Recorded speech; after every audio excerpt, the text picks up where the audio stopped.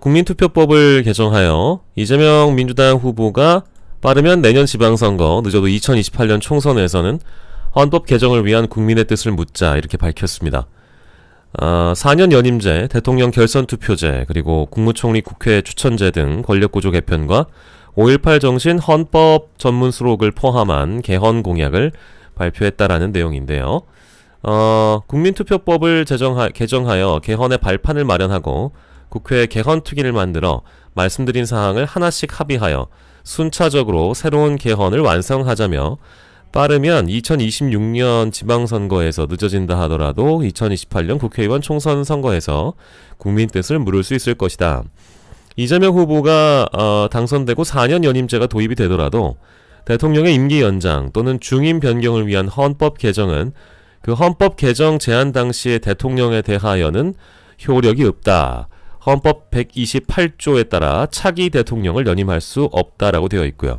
이재명 후보는 또 대통령의 권한을 일부 제한하겠다라는 뜻도 밝혔습니다. 묻지마식으로 남발되어 온 대통령의 거부권을 제한해야 한다. 본인과 직계가족의 부정부패, 범죄와 관련된 법안이라면 원천적으로 거부권을 행사할 수 없도록 해야 한다라고도 밝혔습니다. 이 대목은 굉장히 좋은 부분이네요.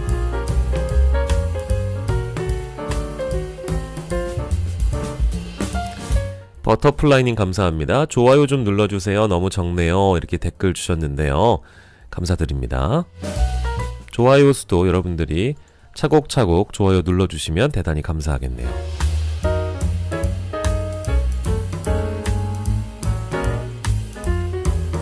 더불어서 내란 사태 때문에 이게 사실 보수 성향의 언론에서 그 이재명을 마치 권력 중독자로 비유하며 윤석열이나 이재명이나 똑같다라는 식으로 비판했던 사설이나 칼럼들 내용을 보면 결국에는 이재명이 독재자가 돼서 행정권과 입법권을 다 가진 독재자가 될 것이다. 이제 이런 비판인데 제가 항상 얘기를 하죠. 이 제왕적 대통령제 때문에 이 국민들이 고생을 한 게 아니고요. 인간 때문입니다. 박근혜라는 인간 때문에 그렇고요. 그리고 윤석열이라는 인간 때문에 탄핵을 당하는 겁니다. 제왕적 대통령제가 문제였다면 김대중도 노무현도 문재인도 다 문제였었겠죠. 그런데 개헌을 그 당시에 내란 종식이 먼저라고 이야기를 했었던 이재명 후보의 입장을 좀 살펴보자면 개헌은 지금은 아니고 내란 종식이 우선이고 내란 종식을 먼저 해내야만 다음 스텝인 개헌으로 갈 수 있다. 이제 이런 원론적인 입장이었는데 오늘 5.18이 또 기념식이 있는 날이어서 이목이 쏠린 상황에 헌법 전문의 5.18을 수록하는 것을 넘어서 여기에 이제 그런 언론의 지적들을 입국탓하게 만드는 내용이 나와 있죠. 그러니까 이재명도 계엄하면 어떻게 할 거냐 이제 이런 식인데 보시면 비상계엄에 대한 국회 통제 권한도 강화한다.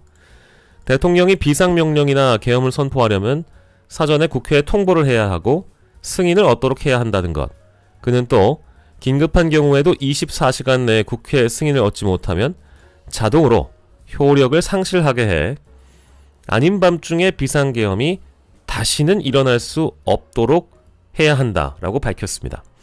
그리고 국회의 권한 이걸 보시면 고위공직자 범죄 수사처, 검찰청, 경찰청, 중립적인 필수적인 수사기관, 방통위, 국가인권위, 중립적 기관장을 임명할 때는 국회 동의를 받도록 해야 한다라고 입장을 냈습니다.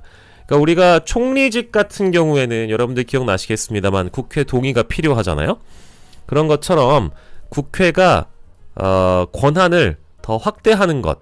행정부에서 누구를 임명하고 싶다 하더라도 대통령이 지명하거나 행정부 쪽에서 임명직으로 앉히는 사람들을 전부 다 국회 동의를 받도록 하는 것이 좋지 않겠냐.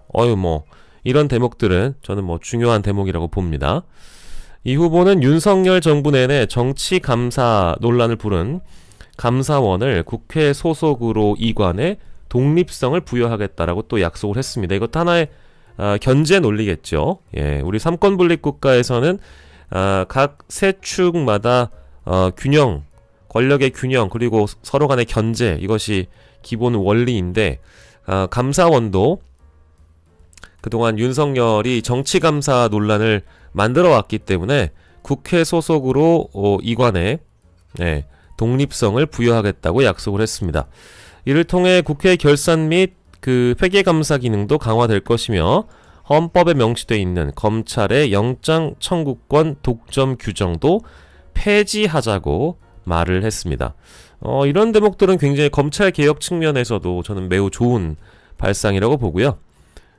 지방 분권 이것도 매우 중요하죠. 대통령과 총리, 관계 국무위원, 자치단체장 모두 참여하는 헌법기관을 실설해서 지방 분권 논의도 더 확대해야 한다.